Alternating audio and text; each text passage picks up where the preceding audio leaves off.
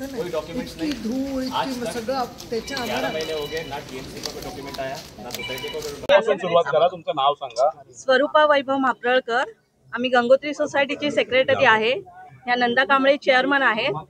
आम्ही सुरुवातीपासूनच कदम साहेबांच्या प्रोजेक्टमध्ये दौलतनगर आणि गंगोत्री दोघे मिळून रिडेव्हलपमेंटसाठी तयार आहोत।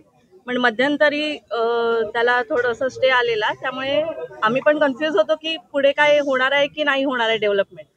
पण आता सकाळी ढोल ताशे आणि फटाके वाजून आम्ही पण इथे जरा इन्क्वायरी करायला झालो, तेव्हा कळलं की आपला तोच प्रोजेक्ट आहे तो पुढे कंटिन्यू होत आहे। ही सगळ्यांसाठीच आनंदाची गोष्ट आहे, कारण जुन्याच झाल्यात बिल्डिंग, त्यामुळे आम्ही पण वाट बघतोय कधी आम्हाला नवीन बिल्डिंगमध्ये राहायला जायला मिळेल।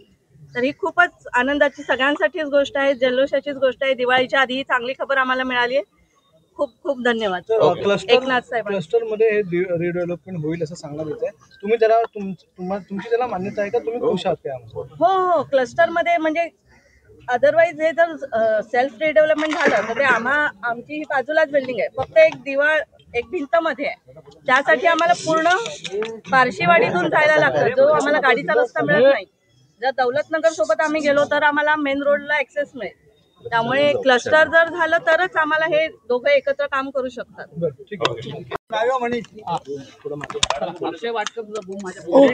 तो माईक पडला बघ रे, प्रेम क्या झाला मॅडम, तुम्ही ठाण्यातल्या खोपरीमध्ये आला, दौलतनगर खोपरी सोसायटी पुरवण्याचा प्रकल्प आहे, काय नेमकी नागरिकांची तक्रार होती आणि आपण झालं तुम्हाला काय? मला आज अतिशय दुःख होत आहे की आनंद दिघेंच्या ठाण्यात आज लोकांची इतकी दुर्दशा झाली आहे की त्यांची ही कॉलनी जी अतिशय व्यवस्थित होती त्याला C1 डिक्लेअर करून लाईट पाणी गॅस तोडून लोकांना खाली करायला भाग पाडलं। आणि भाग पाडल्यानंतर त्यांना गेले 9 महिने एक दमडी सुद्धा भाडं मिळालं नाही। आज यांच्या सगळ्यांची जेवढी माझ्या मागे लोक आहेत सगळी मध्यमवर्गीय लोक आहेत। आणि दुर्दैव असं की ह्याचं काम हे लक्ष्मण कदम नावाच्या व्यक्तींनी घेतलं, जे एकनाथ शिंदेचे व्याही आहेत।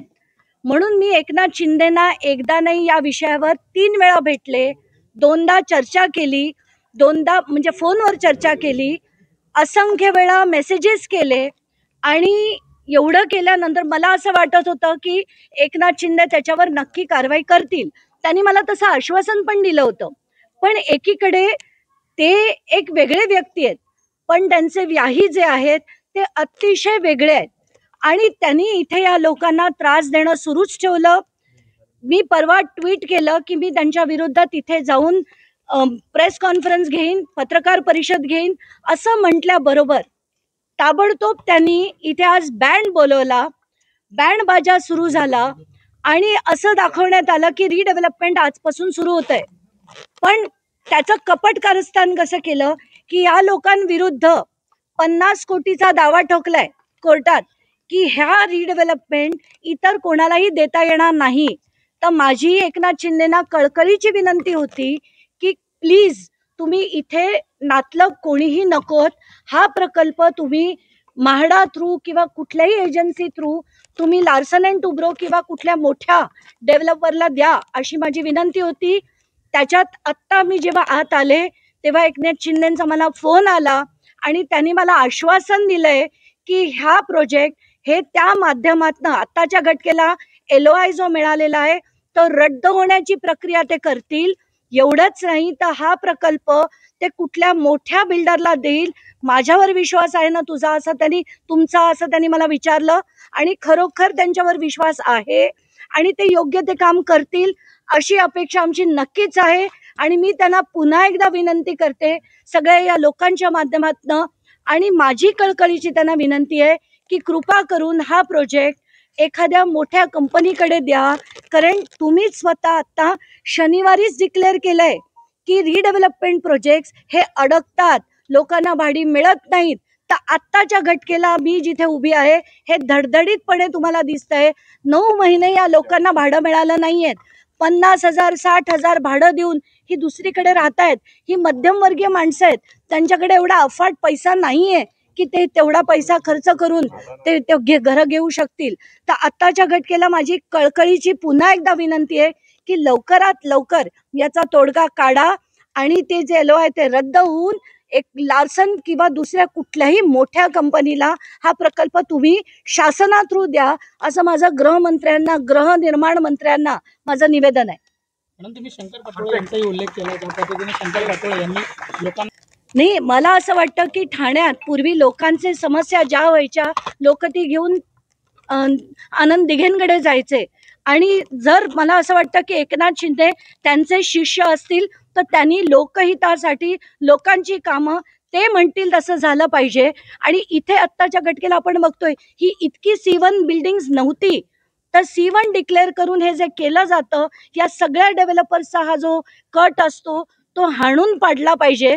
म्हणून मी आज इथे आले आणि आत्ताच्या घटकेला त्यांनी मला आश्वासन दिलंय की तो LOI रद्द करून त्या दुसऱ्या डेव्हलपरला आणि ते पण शासना थ्रू ते देतील असं त्यांनी आता आश्वासन दिलंय आणि माझा विश्वास आहे की ते नक्की असं करतील. इथल्या लोकांना क्लस्टर नको होतं आणि त्यात त्यांनी क्लस्टर टाकलं असं आरोप होत होता. नेमकं काय आहे, आता क्लस्टर मधूनच करणार आहेत की वेगळ्या पद्धतीने? आता कसं असतं, प्रत्येक प्रकल्पामध्ये काही 4 डोकी असतात जी सगळ्या कमिटीच्या विरुद्ध काम करतात, म्हणजे सगळ्या लोकांच्या विरुद्ध ही कमिटी काम करते.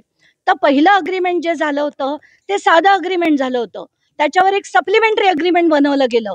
या सप्लिमेंटरी अग्रीमेंटमध्ये अनेक गोष्टी बदलण्यात आल्या आणि मग स्वतः एकनाथ शिंदे इथे उभं राहून म्हणाले होते की आपल्याला सप्लिमेंटरी नको, आपल्याला क्लस्टर नको ना, आपल्याला क्लस्टर नको ना. तेव्हा सगळ्या लोकांनी सांगितलं होतं आम्हाला क्लस्टर डेव्हलपमेंट नको.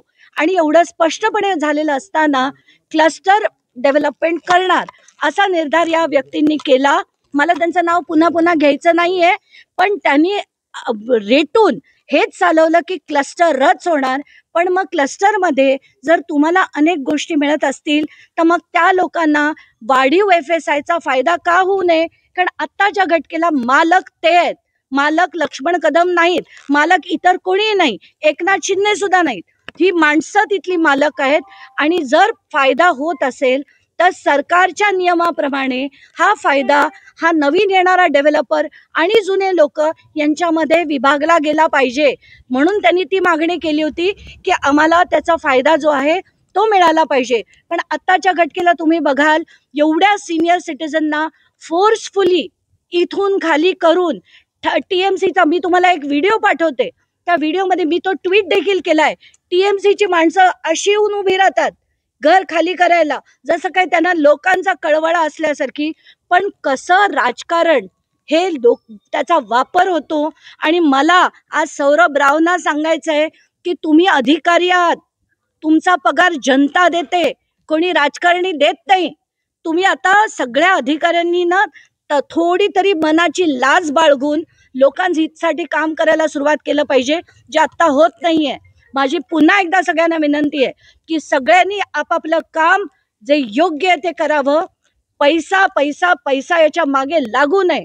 आणि जशी मी आता एकनाथ शिंदेंची बोलले, हे काम कुठच्याही परिस्थितीत मोठ्या बिल्डरकडेच गेलं पाहिजे.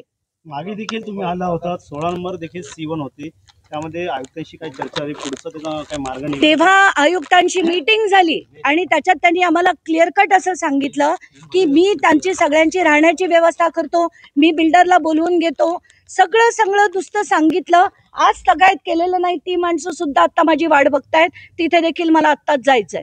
तर मला तुम्हाला हेच सांगायचं की आत्ताच्या घटकेला कुठचंही काम असो ही सगळी राजकारणी लोक लाटतायत आणि म्हणूनच त्याच्या विरुद्ध आता जनतेने यांनी सगळ्यांनी आवाज उठवला आणि आपल्या सगळ्यांचं पण कर्तव्य त्यांच्या मागे उभं राहायचं.